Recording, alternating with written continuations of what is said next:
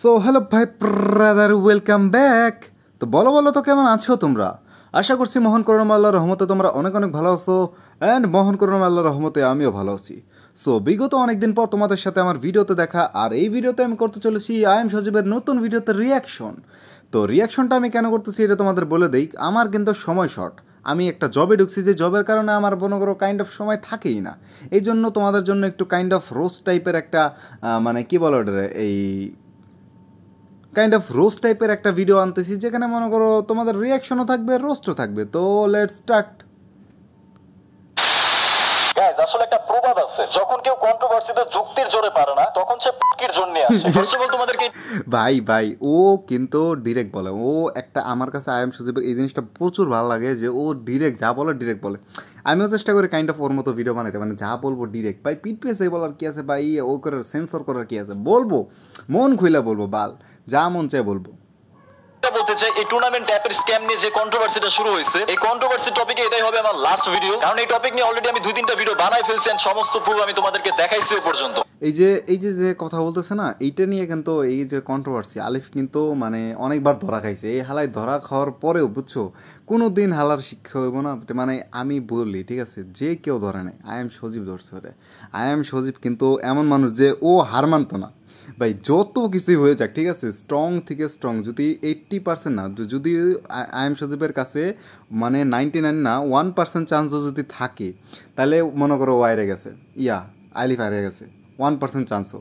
আর এখানে তো পুরা মনে করো প্রমাণ সহ আছে আই এম সজীবের কাছে, সেখানে আই এম সজীবের জিততে টাইম লাগবো না, দেখে বোঝাই যেতেছে কে জিতবো।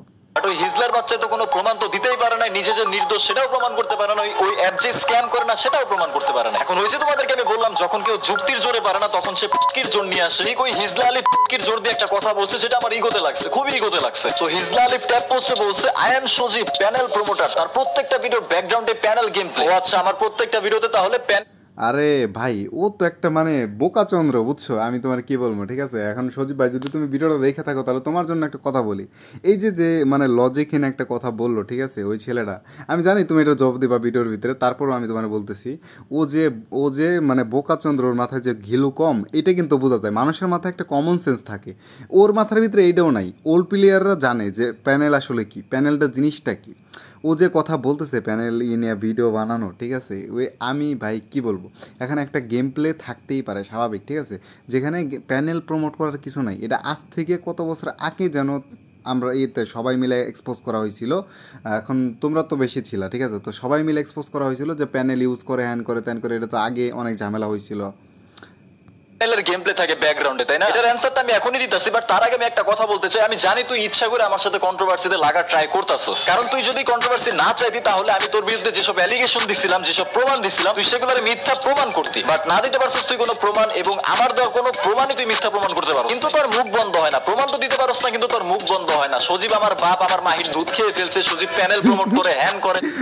ভাই রে ভাই, ও ভাই কি কম ভাই, মানে ও ডিরেক্ট, এত ডিরেক্ট ভাই কেউ বলে, বুঝছো সজীব ভাই, বুঝছো?